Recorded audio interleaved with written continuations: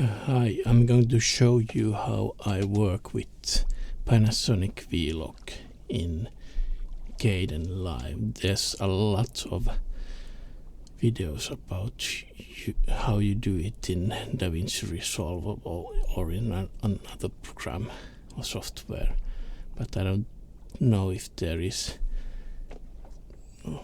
this sort of things done for Kdenlive, and Kdenlive is wonderful software. It's free and open source, and I just want to show you that you can do beautiful footage with Kdenlive also. So this is sort of my version of a power grade for Kdenlive for V-Lock. So okay, to start with, your Kdenlive is not going to look like this, so don't be afraid of how this setup looks like. You can custom it in many ways, and this is how I have my setup at the moment. So here I have the project monitor that's on a hardware calibrated monitor, that so I get the best color accuracy for the monitor view. And then here I have the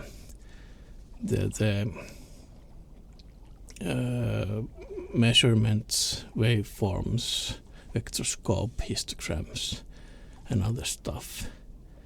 And then the main part, which is this, will be mostly in this. So this is the timeline and the effects composition stack for specific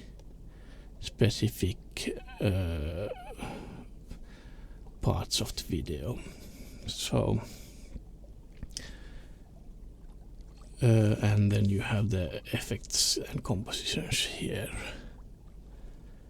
So don't be afraid of what you see. I wanted to do this video showing also these waveforms and stuff, so you can see what happens to the footage, even if it's a bit overwhelming to have everything this on site. But in principle you don't need, you just need this and the image projection monitor to see what you're doing. But if you're interested to see what Kdenlive has to offer, here if you press the view here, you can see what I have selected and what's shown. So these are, and there's still a lot more. So you can customize this a lot, but we're not going into it now. So, and something I'm using Kdenlive. Let's see. I'm on Kdenlive 23.08.5, so that's quite an old version of Kdenlive.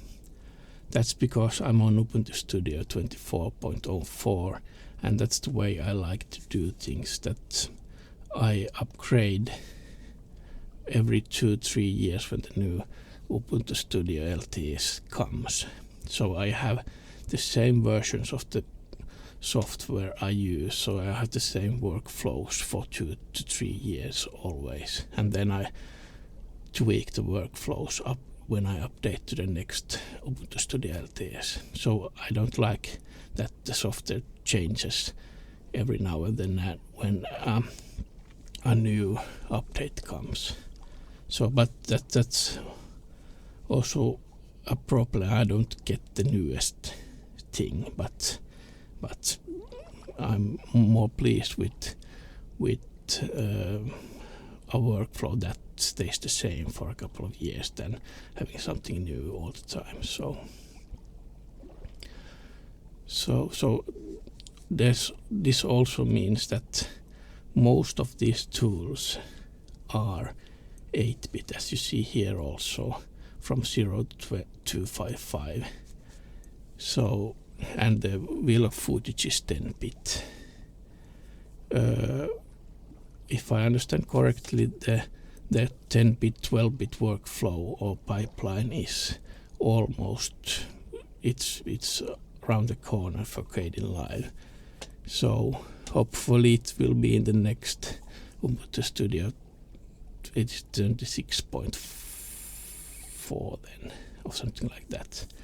So, but at the moment these tools are 8-bit, but I haven't had any issues, and I think I can get what I want from the 10-bit vlog footage with these tools also.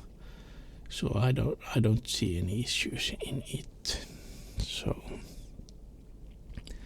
okay, that was the intro. Now we'll start with the base grade. Okay, now it's time to start with the basic grade. So here we have some Panasonic vlog footage, and first we'll start with lift. I'm just typing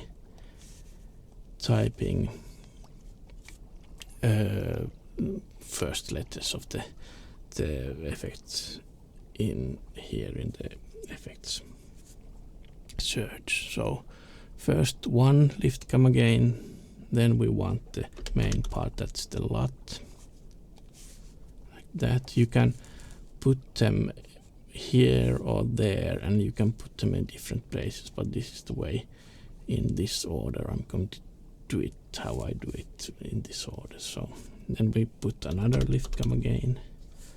You can also double click it so it sets it in the end. And this looks, as you can see, it looks horrible, but we don't have the right LUT here. So just wait a minute.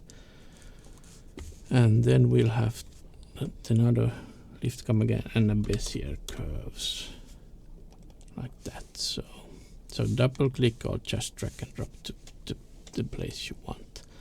And now the most important part here, which is to get the right LUT, and we want the Panasonic vlog to 709 conversion LUT. You can get these from Panasonic. I think, I don't know exactly where they are nowadays, but from the Panasonic website, or perhaps from the Lumix lab. I'm not really sure, but you need the conversion LUT, not just a view LUT. So I think they were in the Varicam something LUT, so when I got them.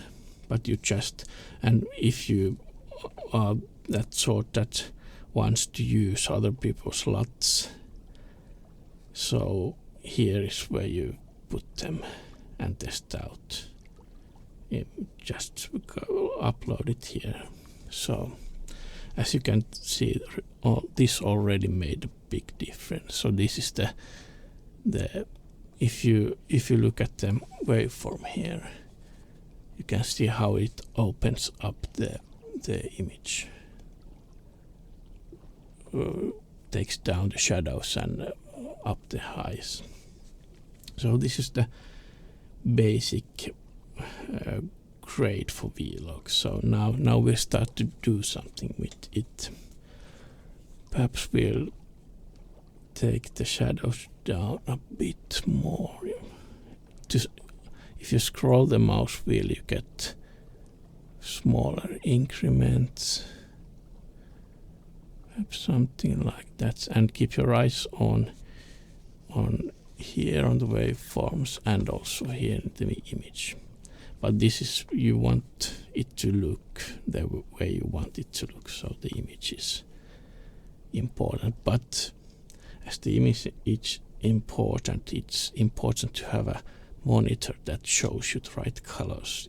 If you are color grading something and your monitor is useless, the color grade is useless. So color accuracy in the monitor is very, very important. But you can color grade with these waveforms and these also. So okay, so we took up down the shadows a bit. Now we can push up the middles.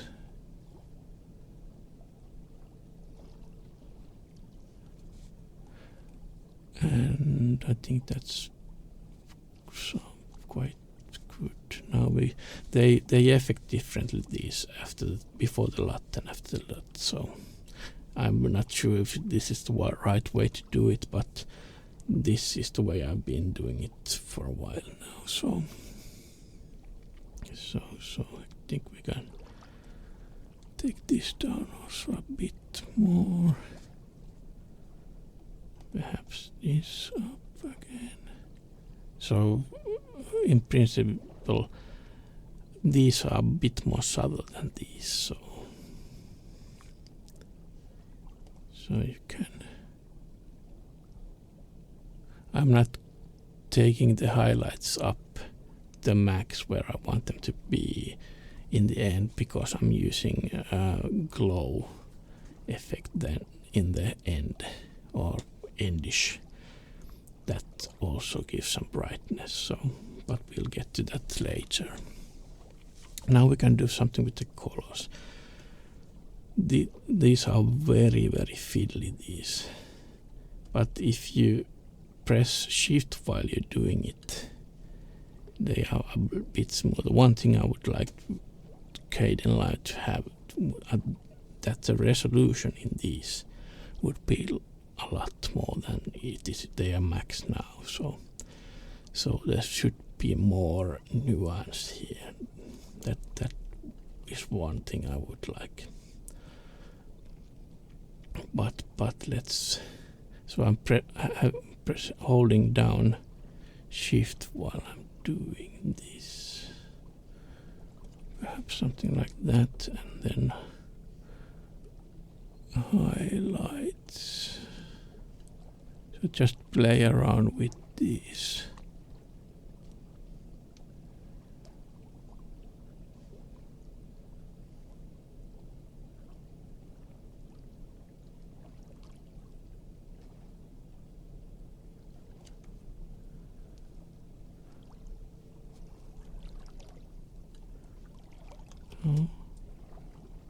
And if you want to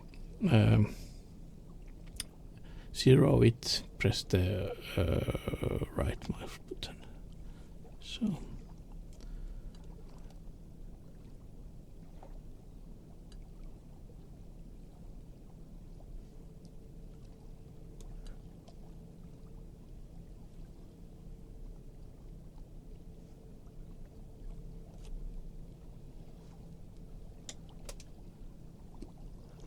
it's a bit dark, but we'll work with that. And then you can do it here also.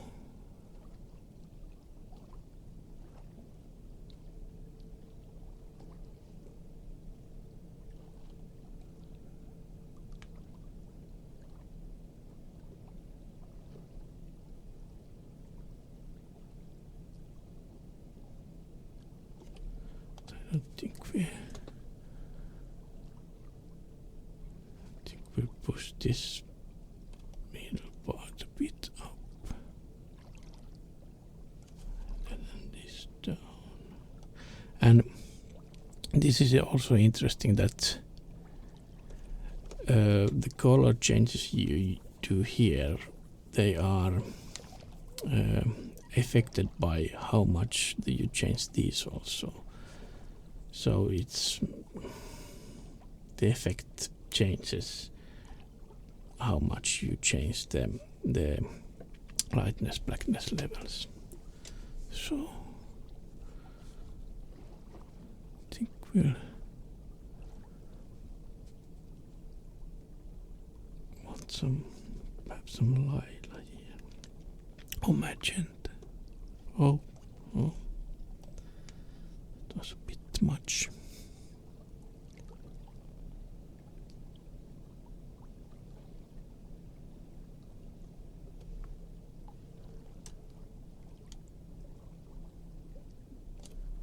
there and push it up a bit.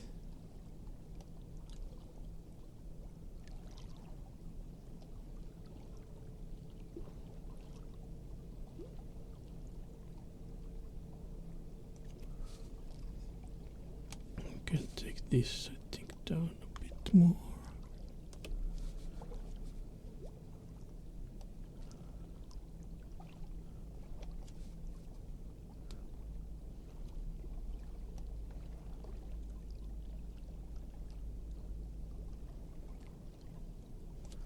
Now I'm seeing quite nice colors here. This is something I'm after here, but this is not ready. But I'm not going to tweak this too much. It takes a while to get it the way you want. But we'll continue. So this is the base, okay? And then you have the Bezier curves. So by pressing left mouse button, you can put new nodes in it and take out them with the right mouse button. So I think we'll put one there and push it a bit like that, so I can control more smoothly the things I do here.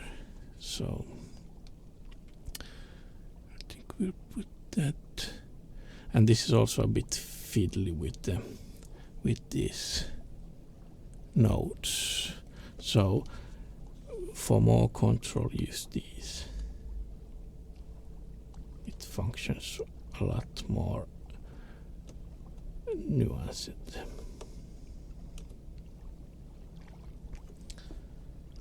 And if I select this one, so it affects that one then.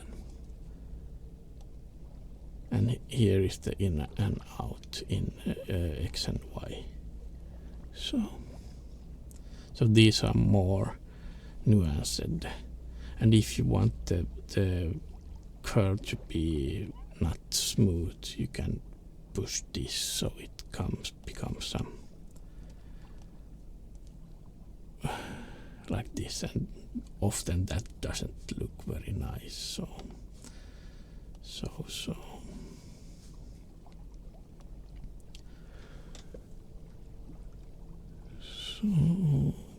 perhaps something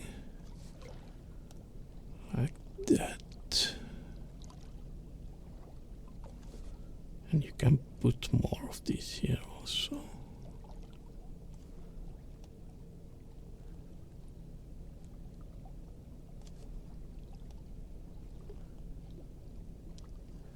It's not ready, but I think I like this.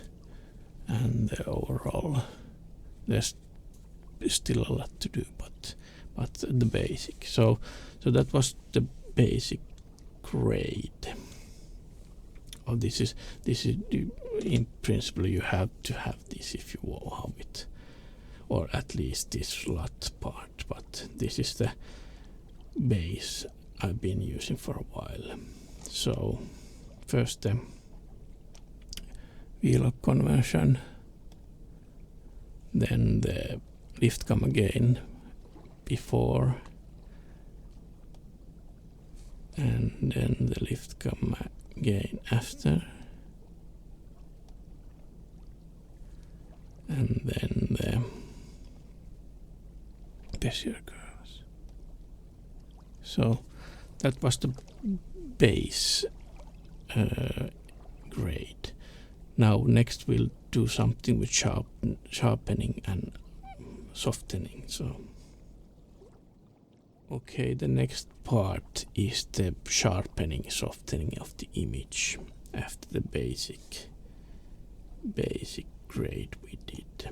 So a bit about this image. So this is shot with the Lumix S50G in 4K 60, so that's an APS-C crop, and I'm using the Sigma Bigma 50-500, the older version that does not have stabilization, and a 1.4 teleconverter, but I absolutely love the image it gives. There's some fine details in it, but it's not too sharp or too contrasty. So I just love this combo. So old lenses can be really nice. I don't like the newer lenses that are too sharp and contrasty, but that's my taste. So and this, why I told you about this, is that it affects the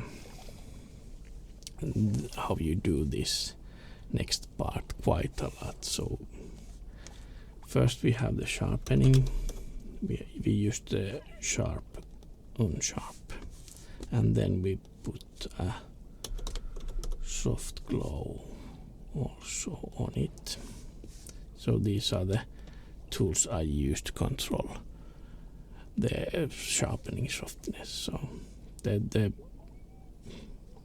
soft glow is really too much, but if you put it down to say 0.1 and then control the softness with the brightness, you can see magical things happen. So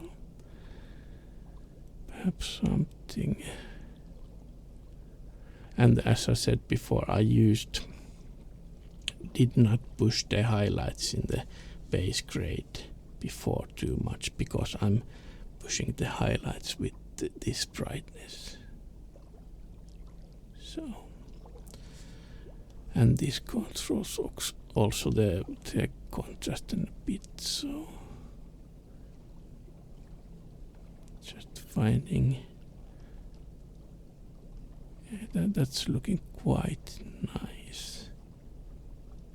So if you see here's the main sharp point.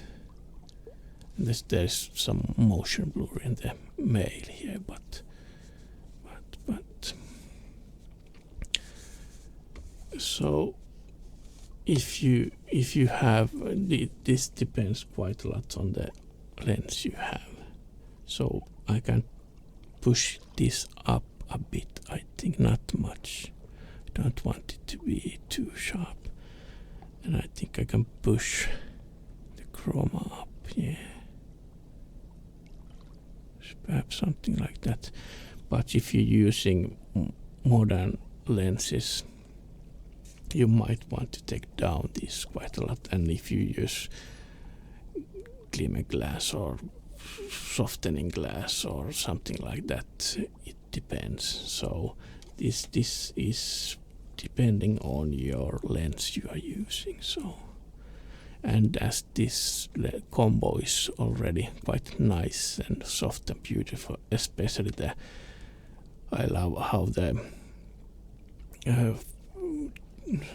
gradation from the sharp parts to the less sharp parts is with this combined with this lens. So but I'm pushing up the chroma strength a bit here. It's seldom that I touch these, the horizontal and vertical, but sometimes, mainly luma and chroma strength, and depending on the image. So you can take it down or push it up a lot. So, but I don't like over sharpened. That's why I mainly use manual focus and older lenses. I just prefer the image they give.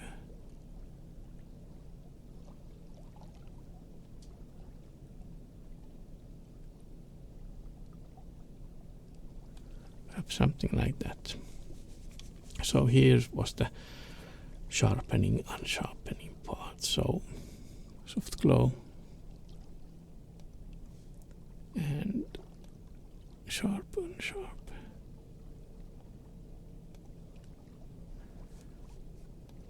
And if you're interested in more complex way of doing the glow, I have a video for Kdenlive that I've done before, where I have 2 layers of the same footage and a blending layer, and I'm using a mask to control the highlights in the other one that has the soft glow, and then other things in the shadow middle part. So check out that video if you thought this was quite neat with the soft glow. There's a way to do it more complexly than this. This is just some basic. So that was a sharpening and softening part. Next we'll do some more color and saturation. Okay, next one is the saturation and more color stuff. So we'll add subset, and then we'll put a Bezier curves after that, like that. So, and as the vlog footage and with a basic conventional LUT, it's quite low in saturation, so we can push the saturation up a bit.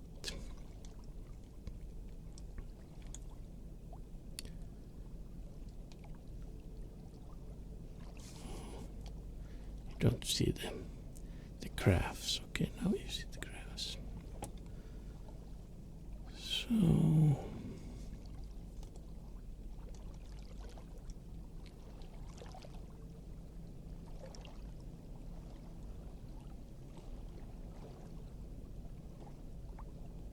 something like that. And I think we could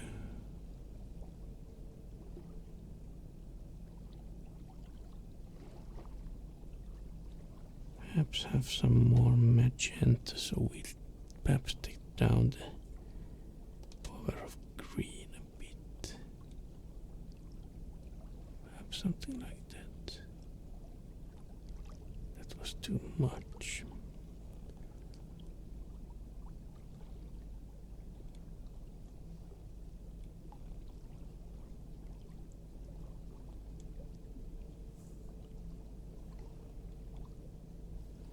That's enough,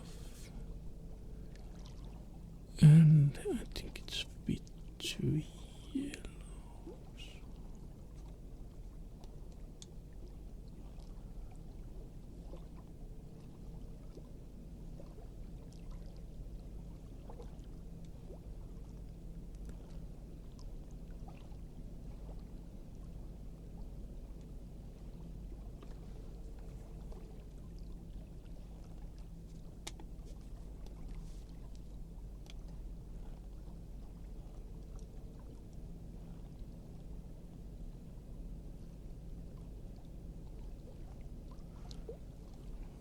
Less red.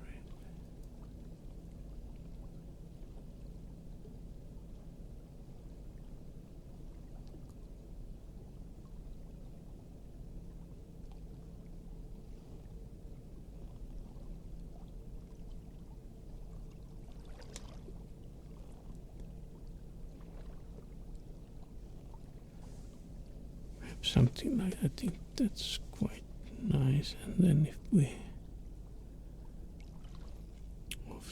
green a bit also.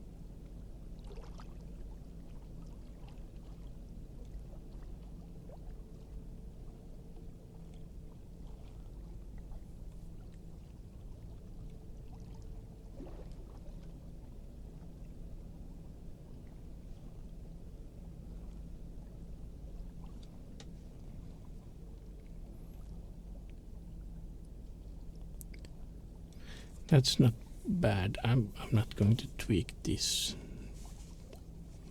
more because you get the drift. Just play around with these subtle changes and opposite changes. I've many times, or when I edit photos also, I use contrasting tools often. So put something in and the other tool takes away something from it. So here also, so you put in from different sides that affect the same color balance or something like that. And here, when I push this saturation perhaps up a bit more like that, I then use the Bezier curve with the saturation then to control it more smoothly, so I can have the shadow and highlights parts differently.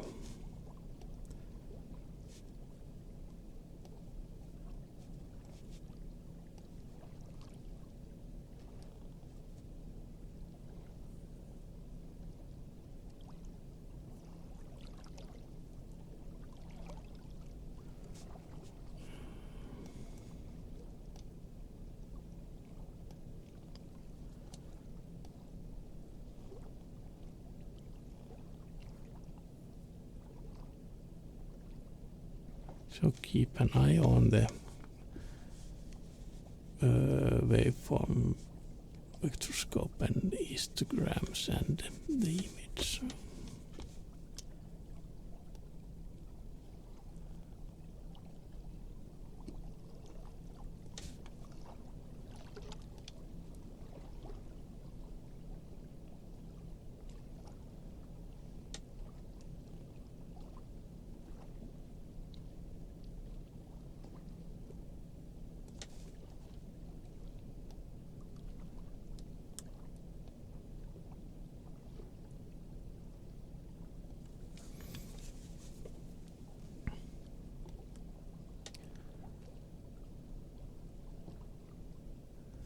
That's not bad. I'm not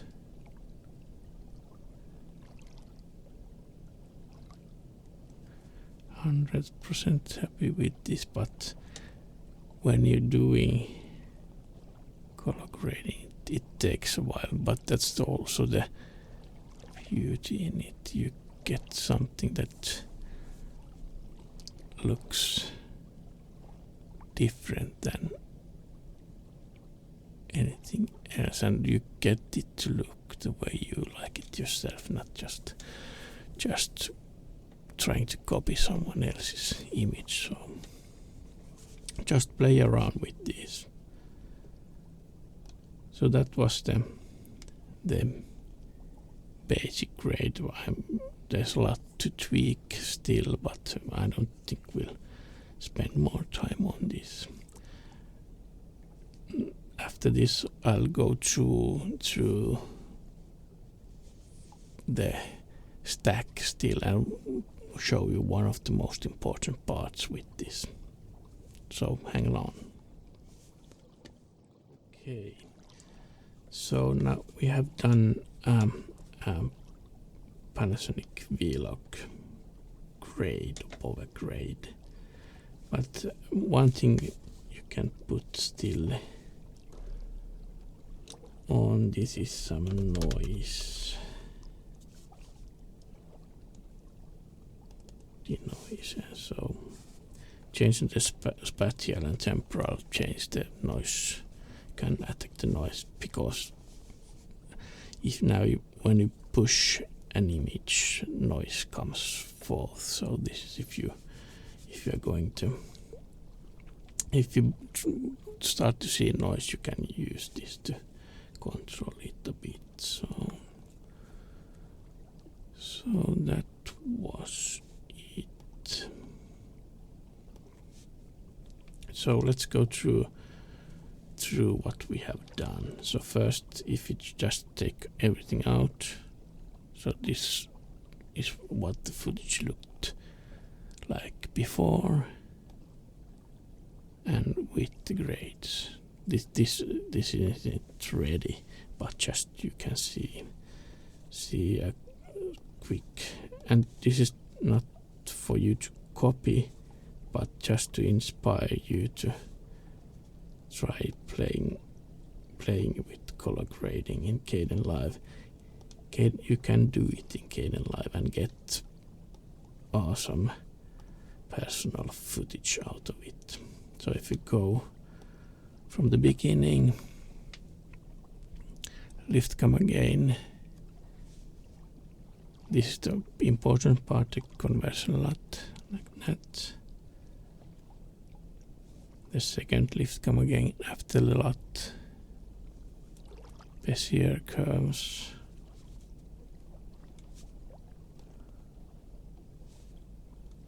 Exposure RGB Bezier Curves. The lens dependent sharpening and glow, that affects also the highlights quite a lot. Then the saturation and some color tweaks with the saturation. This is quite effective, this one. And then some smoothing with the saturation and some more finer detail. So there you have it, and the noise reduction. But this is the most important part here. You do not want to do this with every single footage and every single piece you have. So what to do? You save the effect stack. So this is Goosander. That's the bird. I think it's called Goosander in English. It's Mercatus something. And you can write here description.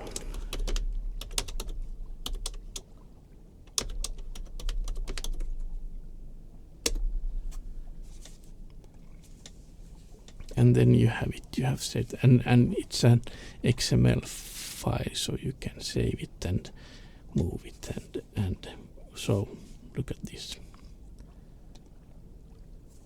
The problem with this footage is that it's as a proxy. I edit in proxy, and then when I do the color grading, I change to the original footage. But just to show you, I have saved the Goosander here, which is the grade we just did, and there you have it. It looks awful because it's the proxy footage, and this is also you have to tweak these when you put them on different. So perhaps you have to tweak the exposure here quite a lot. But so, for example, if I change it to this one, and then there's too much highlights in it, so I'll take down some. Oh, that was quite a lot. And this is, don't look at the image because this is a proxy, so there is not that much information, but you get the idea. You just tweak them then for the different footage. So